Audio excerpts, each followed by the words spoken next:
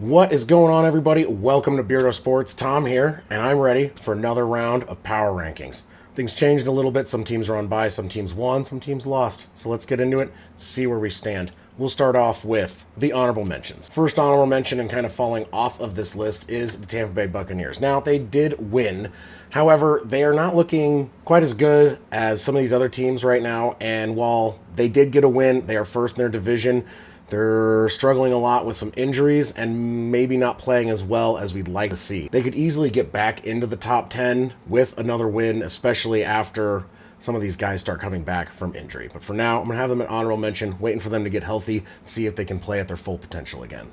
Next up, I have the Los Angeles Chargers. Now, the Chargers are number 2 in their division, and they have started to come back a little bit, starting to look a lot better than some of their losses earlier on. And so right now, depending how they're going to look in the next few weeks, they might jump back into the top 10, but right now, have them an honorable mention. The last spot for honorable mentions, I have the Pittsburgh Steelers. Now, the Steelers, they are first in their division. However, it's a division that's kind of up for grabs, and they could have taken full reins of that division, but they didn't. And they had a loss to the Packers on Sunday night. So right now, not sure if anyone in the AFC North really should be in the top 10. Steelers are the closest to that, but right now I'm going to have them as an honorable mention. Now, getting into the top 10. Number 10, I have the Los Angeles Rams. Now, the Rams are basically in a tie for first with Seattle. They're technically second. They've won 2 games. They're looking like a pretty legit team. And on top of that, you're going to have Puka Nacua coming back from injury. So they definitely have the capability of continuing to win and maybe taking control back of the NFC West.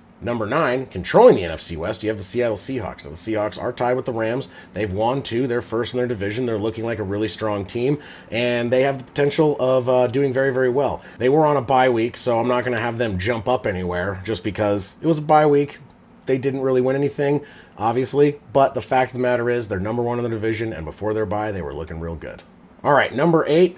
I have the Detroit Lions. Now, the Detroit Lions were also on a bye, and they look really good, but they are not number 1 in their division anymore, and they're probably back. However, they're not leading the NFC North anymore, so they did drop down a little bit just because of that, but they can jump back up depending on what happens in the next few weeks. Number 7, I have the Buffalo Bills. Now, the Bills, they had a very strong game. They looked like maybe, hey, they might be back to their form they were before they had a couple of losses. They're more than capable of just about anything, especially with Josh Allen. If they can have Cook start running the ball a bunch more and run like he did this last week, then they could be a really dangerous team, and they might even be able to take back the AFC East, which right now they are not in control of, which is why they're not jumping up that much higher than they already were. Number 6, I have the Kansas City Chiefs. Now, the Chiefs, they are third in the division. They are technically behind the Chargers. However, Kansas City has won 3 games in a row. They're starting to look like the very dangerous Kansas City team. We talked about that last week, and if the fact that they continue to roll like that and look like the Kansas City that we've known in the past, that they're going to start climbing this board.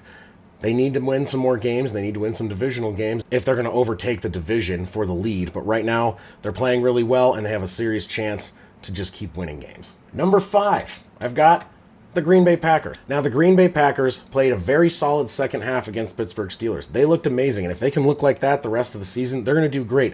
They are now in command of the NFC North, first place for them, and they've won 3 games in a row. So, the Packers definitely looking like a winning team again and looking like they have potential to take the NFC North.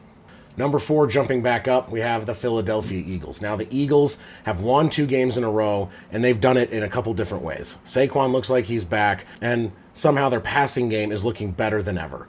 So, if you have Saquon back, you have the passing game rolling, and on top of that, the defense starts performing again, this team could jump their way back up to the top of this list very easily. Number 3, I have the Denver Broncos. Now, the Broncos have won 5 games in a row. They're first in the AFC West. They're looking like a fairly solid team. They had some stumbles early on, and then some of their wins were not pretty, and they had to have a 33 comeback against the Giants, and they barely beat the Jets in London. However, that being said, they're winning tough games. They've won 5 in a row, and they're winning their division in a very, very tough division. We'll see going forward if they can continue this, or if it's kind of fluky and maybe they're going to drop back down. But for now, I've got the Denver Broncos at number 3.